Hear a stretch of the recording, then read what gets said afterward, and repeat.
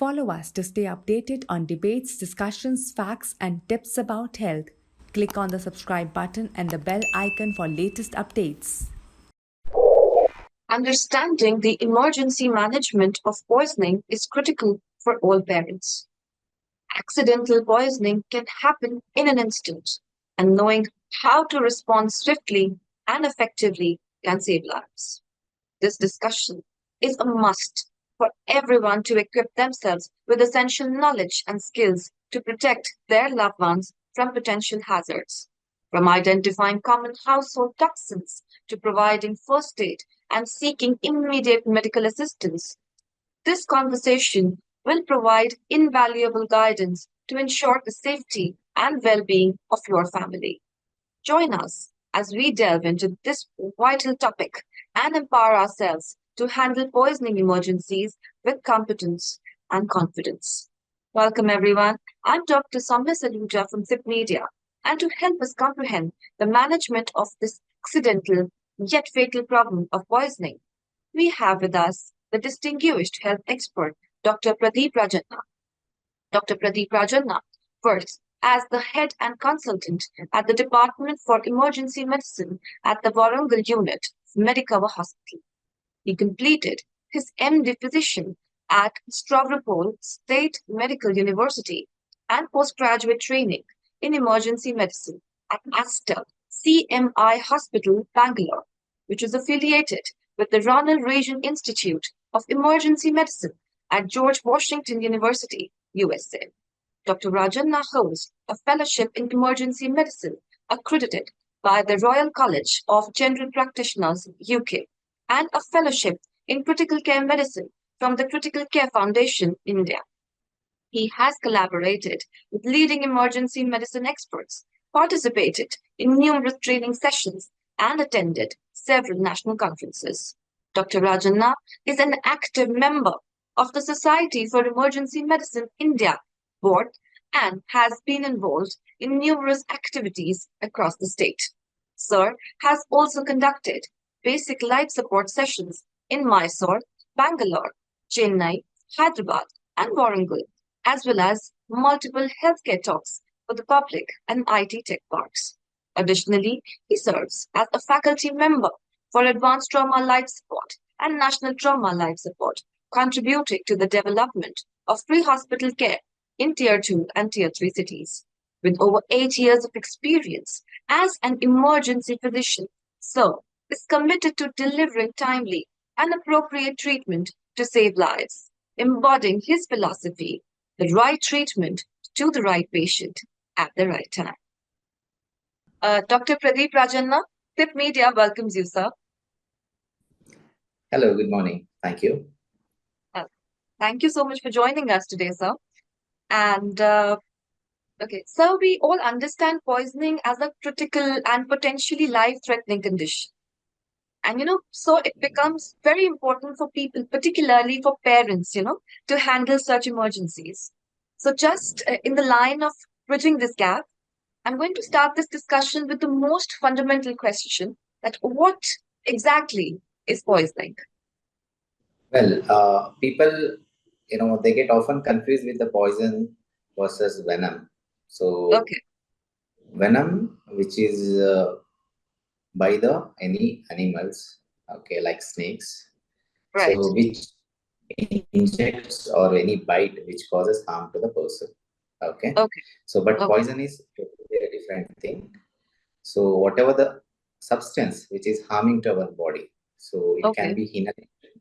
So while taking a breath, so that is harming to our body. Second thing, anything on the skin, which is absorbed. And third thing is, which is in ingestion. So those who are taking by orally, so that is causing harm, and which affects the entire body, which is called poison. Okay. Okay, great. And what are the most common types of poisoning cases you've encountered, in the emergency room? Specifically, I'm focusing on India. And which poison is, the most prevalent, and it tends to be untraceable in our country? Okay, there are different types of varieties of poisoning around the Right, globe, right, even in India also. So if you take it a Indian part, so most commonly we'll discuss regarding how many cases are we are getting the right, prevalence in India. right. So comparing it to the northern part of India, like northern is the highest number of poison cases comparing with the other part of the country. Okay, So next is the most common poisoning we found in the southern part of the things. The okay, next west and the least is the northeast part of the country. So if you right, take it, adult is around 65% of poisoning cases, and the okay, pediatric is around 22% of poisoning cases, which is right, incidences which are noted in the Crime Bureau and Indian Poison Control Institute, which have given the data in the recently. So okay, most common poisoning, if you compare, pan India, if you compare, the most is the pesticides. You know, okay, is a pesticide is the most commonly occurring poisoning in the country. So it okay, can be organophosphorus, what we call OP compound poison. okay, Okay, it can be insecticide also. Okay, okay, the paraquat poisoning, and if you take it rodent poisoning, rodenticides, which keep it for the to avoid the rodents. So what we call aluminum phosphate. So these are the okay, most common poisoning for the adults who was trying to suicidal attempts or okay, maybe homicide attempts. So okay, if you take it at kids, especially the kids, yeah, so household detergents. So okay, we have kerosene. Okay, right, hydrocarbon poisoning is the most commonly, and nail polishing. Okay, most okay, common, and right, tablets, especially the tablets. Over-the-counter tablets, which the parents they keep it on the table. So right, unknowingly which consume. So these are the most common poisoning, right, especially the pediatric populations. okay, And button batteries are most common in India. okay, So compared to that. So if you take it in India, so the poisons and the bites are totally completely different, because the snake bite and the mushroom consumption and the poisonous mushroom especially. Okay, right, spider bite. Okay, right, these are all the category which comes under animal bites category. okay, So if you include overall that, the right, snake bite is the most common poisoning is in the country right, our India. If you take okay, out that uh, mm-hmm, OP compound poison and aluminum phosphate and right, paraquat poisoning in our country in adult. If you take it okay, children's the most common is a kerosene and the nail polish or maybe floor cleaning detergents are okay, most common, and button batteries, especially if you take it as a foreign body. okay, If they take in a foreign body, button batteries are most common in our country. okay, right. And are these traceable, or any of these are untraceable? Most of the poisons are traceable, okay, in our Okay, country. So right, untraceable thing is which the person is homicide condition. right, So homicide conditions. right, If the traceable things, the traceable, if you ask, so which we run a blood workup, we run a urine analysis and okay, tox screening, which we right, don't find in that most commonly will be murderers who use. okay, So definitely it is a traceable. Uh, right, you need to find out, and history. The proper history is also most important when right, examining the poison patient. okay, right, right, sir. And now, you just mentioned that the detergents, the household items are very, very common sources of poisoning amongst children, the child population. So, uh, what are the key symptoms, to watch for that might indicate a person, particularly a child, has been poisoned? So, when you examining the patient, child and adults, both are different things. So Right. adults, when you ask, at least they will give the proper history. But when you children is difficult, So Okay. one thing is the pediatric emergency physician is the most important part in that. To our pediatrician is the most important part to take the proper history. So when Right. child is consumed, so even the history from the parents or care givers is most important. So if Right. the child is consumed, if they suspicious, if they suspected the child is consumed the poison or Right. accidentally taken the poison, so we Right. need to find out where the child was previously. So Right. what was around the child? Is there Right. any the tablet prescription found near the child? Is there any Right. empty bottle? Was it filled Right. previously?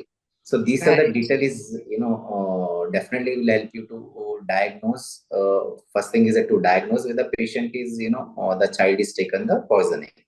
Right. If child is taken the poisoning, if the child is doesn't have any symptoms, child is absolutely fine. That doesn't mean that child is not consumed, because some poisons are, delayed, in a clinical symptoms. It can be after 24 hours. For example, if you take it a paracetamol, like alcohol Right. syrup or tablets, paracetamol tablet consumption, it can be over a period of 24 hours.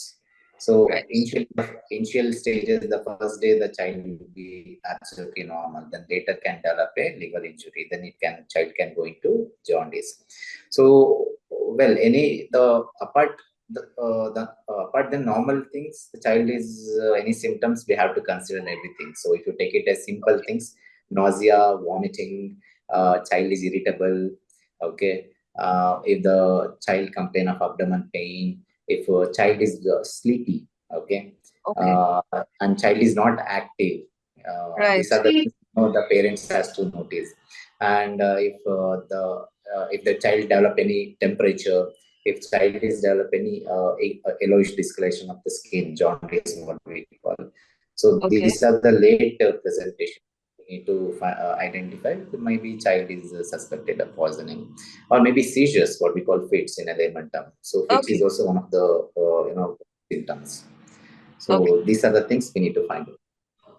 So proper history and a couple of symptoms that might, the child present after 24 hours, which is the delayed response Exactly. of an ingested Yes, poison. yes, Okay. yes.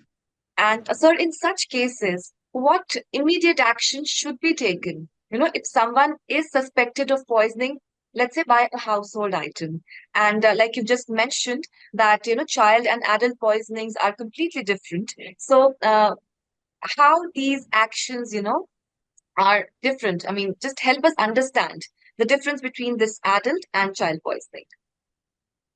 Okay. So the dealing with the adult poisoning and the child poisoning, the almost the similar concept, but Okay. the dosage, when it comes to the dosage and giving the treatment, will be totally different things, because it will be dealt on based on the kgs, the weight of the person. Okay. Okay. So regarding the child, suppose the person is consumed the poison or suspected poisoning. So first thing Okay. is in a toxicology, so which is dealing with the poison. The medicine is Right. deals with poison is called toxicology. Those who are specialized in our maybe fellowship in the same medicine, what we call is a specialist in the toxicology. So since we have n number of the toxins in around surrounding our place, so we Right. cannot everything keep in mind, or it cannot be memorize the things. So what Right. we can do is, as soon as the patient is consumed, okay, first thing is avoid the avoid the first is ingestion. So further things is need to be avoided. For example, Right. if the poison is still on in the inside the eyes, so need to be elimination. First thing is, so how you can do is, you can do tap water, plain tap water, 15 to 20 minutes you need to run to Okay. avoid the absorption. Okay. Okay. Right. So other things like the skin is also one of the absorption spot. Okay. Right. So how you can remove the clothing, which is already Right. poisonous things, maybe Right. poisonous gas or maybe poisonous things, that has to be removed. Okay. Third thing, if the poison is ingested, Right. is already ingested, that means he's already swallowed. So what you can do is don't do, previously the what they used to do, the self-induced vomiting or Epicac, the syrup, they used to, it induce the vomiting. So now it Okay. is not recommended, Okay. Mm-hmm. recent, guidelines from the toxicology. So as soon as you find that, you first eliminate at the home where the spot is there. Second thing is there are poisonous control centers are available around Okay. the country. Right. So even in the states also multiple poison control numbers. You need to say that if you dial the person, they will guide you which antidote is available in them. Okay. So especially the snake bite, the insect bite, the antidote will be they'll be advised. But Okay. regarding the tablets, okay, any Mm-hmm. multi-drug tablets consumption, that Right. will they'll also suggest, but you cannot do it at home. So as soon as you need to bring the patient by nearest to the center where the facilities are available. Okay. So initial only the elimination and avoid absorption could be a better things when if you are away from the healthcare center. So Okay. Right. Okay. And you just mentioned that it's important to contact, the poison control center, which is available in all the states. So once we've been contacting them and the patient has been brought down to a hospital facility in an emergency, how does the treatment approach differ? When a doctor is dealing with, let's say, chemical and versus natural toxin poisoning. if the patient is not contacted, or if person is Right. contacted with the poison center, the poison center, we need to understand that they will guide you clearly. So what has Okay. to be done? Okay, Right. because they're all specialized. Doctor will be there, and the pharmacist will be there, and the trained nurse will be there to guide to how Right. to handle and in the poisoning, the first aid especially. So what to do in doing Right. that. Most commonly people they do, as I said, Epicac, they will give it. So now it is not advisable. Second thing, they try to give the salt water, to induce vomiting. These are the things. So they should be aware that these things won't help. It's unnecessary harming to the patient, not the Okay. better care of the patient. So as soon as reach to the emergency, we triage the patient based on the patient condition. If the patient Okay. condition first is foremost is the airway, so what we call breathing, airway breathing circulation. Okay, so Okay. if person is obtunded, if patient is drowsy, already the patient absorption is already happened. He's already Right. come, delayed presentation. What we call, he has come Right. late from Right. far. So we try to secure the on the ventilator first. So first is the airway protection. But person is already consumed. He has come early. Within 1 hour, if the patient is arrives to the any emergency department, will be first given the stomach wash. So based on the type of poison is consumed. So there are corrosive poisoning will be there. Not corrosive Right. poisoning is alkali corrosive poisoning. Usually alkali and corrosive poisonings we won't give the stomach wash. So stomach wash Okay. sense, though we put a tube through the nose and we give a fluids in the Okay. tube and we'll take out as much as possible in the stomach. So if Right. it is what study says, if the person is arrives within 1 hour, if he Mm-hmm. gives the stomach wash, if we take out what are already the ingested materials, we take it out, the absorption will be reduced around 50 to 60%. Okay. So chances That's are there. If the right. person is more than an hour, okay, if Right. person comes is only the 10% can be avoided.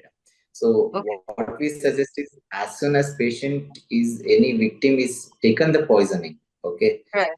by accidentally or maybe intentionally, you have to bring the patient immediately as soon as possible. Maybe you can Right. contact a person either control center, maybe on the way over the phone, that could help. Right. So, Okay. but uh, most of the patient will be, coming to the hospital delayed presentation. So maybe Right. after 3 hours, after 6 hours. Right. So that could, we cannot do anything more than, if they delayed presentation, because already the absorption happened in the stomach. Right. So this is the first thing. Second thing is, there are medications, antidotes will be available, especially the Okay.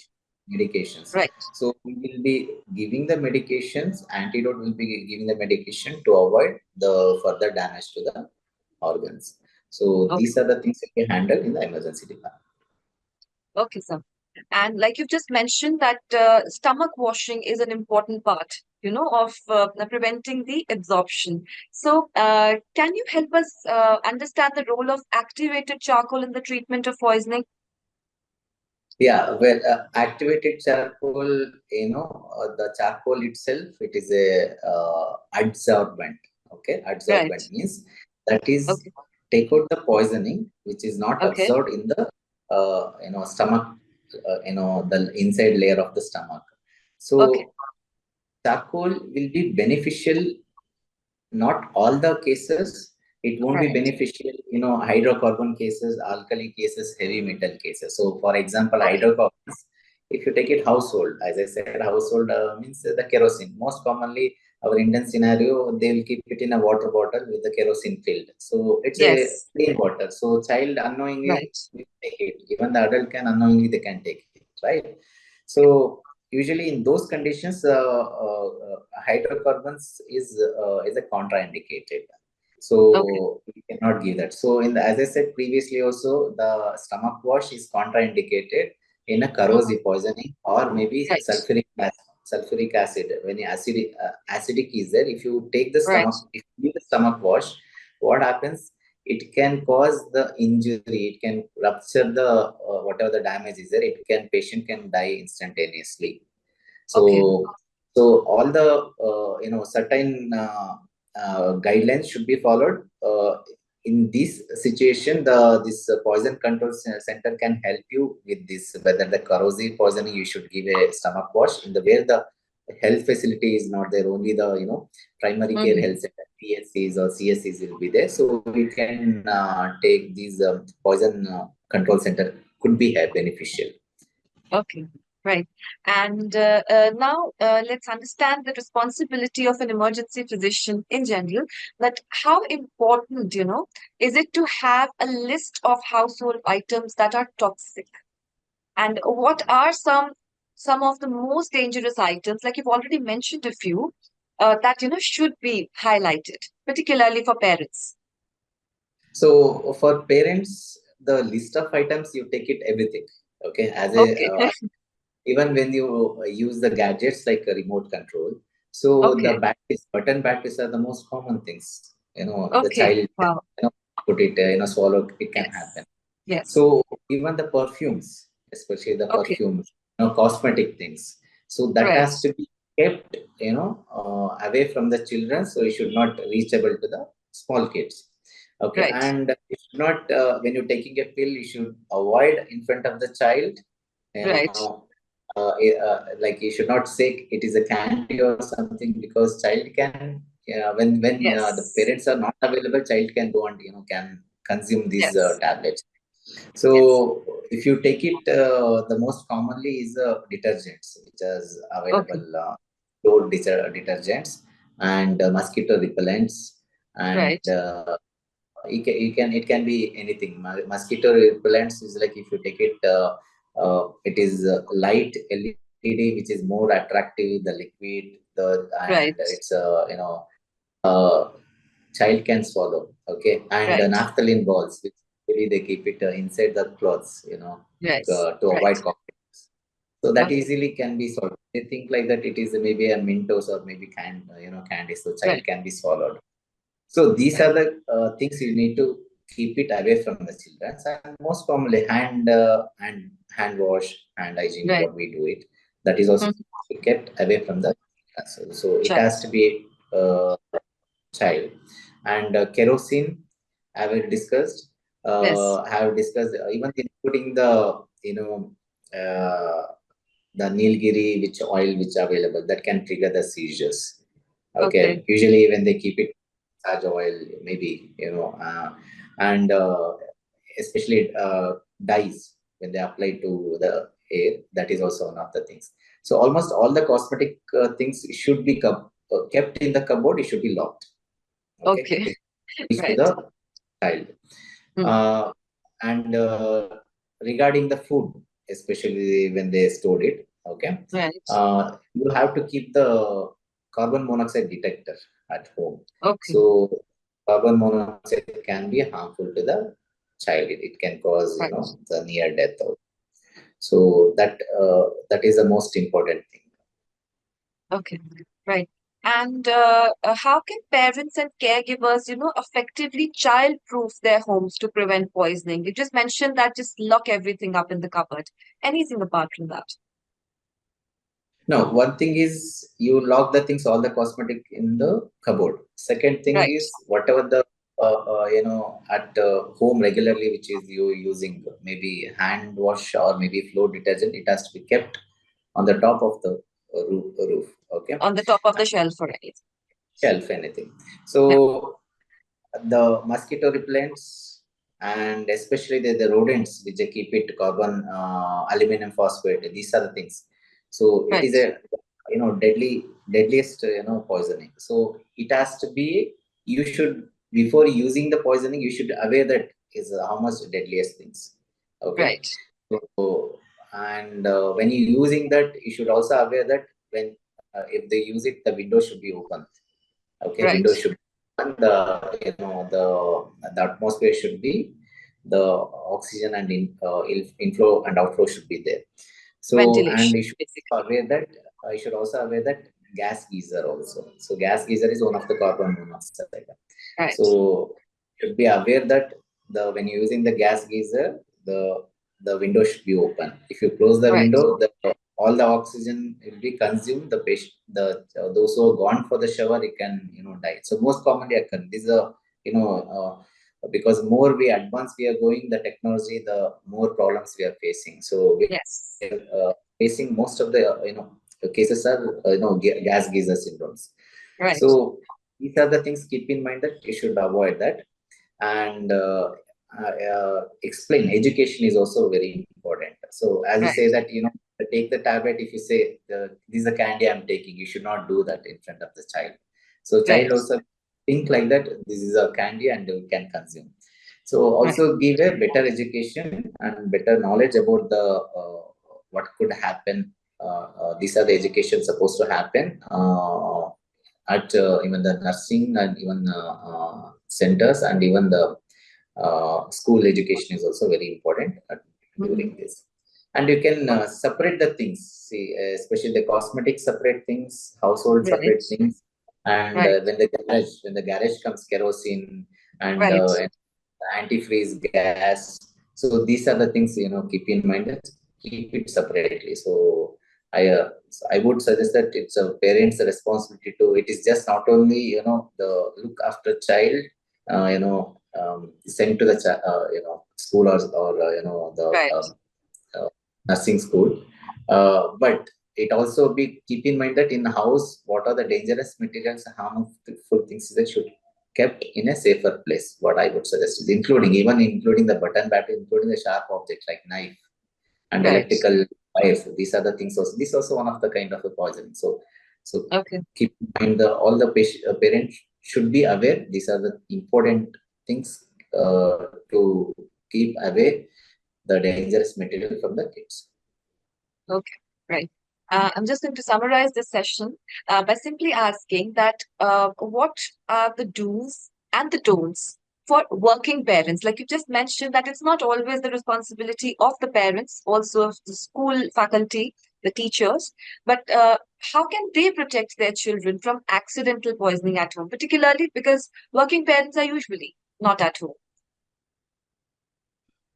So I would suggest is what are the don'ts? The thing is, don't allow children stay single. Okay, Right. Don't leave them don't alone. Right. don't leave them alone. Second Right. thing is the caregiver should be knowing, whoever the taking care of the children should be Right. aware that what kind of the gadgets they're using and what kind Right. of the cosmetic they're using. Okay. Third thing is basically you should aware your surrounding place. What are the risks is there? So suppose if you know the swimming pool, the child is there, swimming pool is there, that should be locked. You should not allow the child to go to the swimming pools. So these are the basic things. Things you should tell about you should not do in front of the children, and also you guide about the poisoning. You tell these are the poisonings. If you tell not in a depth, it's a child is not in a condition to learn, but at least will understand. No, this is bad, this is good. So if you teach, the child will understand that should not keep it in mouth or it should not swallow. And don't give, this is one of the bad idea, especially in India. This is a chocolate I'm taking. Don't take in front of the child injections or tablets, and please keep away all the things. And even the for the children, most commonly I see children with poisoning with happen only one medications. Children will keep the syrup. So syrups are mostly the flavored one. Okay. So what they do is the paracetamol syrup, they keep it there. Child will go and will drink it. So so what I said is whatever the medication is there, label that. Okay. And keep it safely locked. So these are this. Whenever you want, use that, and whenever you don't use, please lock in the cupboard. So I would. These are most important for the especially the parents, Indian parents. They should keep away all the. So never leave the child alone. Have a word with your child and do not misguide the child. Right, sir? Yes. Yes. Great. So we really appreciate your presence with us today, sir. It was a very, very insightful session, and I'm hoping that the enlightening information shared, it will be valuable to many families. So thank you so much for joining us. It's really been a pleasure. Thank you so much. Thank you. It's been a pleasure to with it. Thank you. Thank you, sir. And for more such informative videos, please subscribe to our channel and press the bell icon for regular updates. Thank you once again, sir.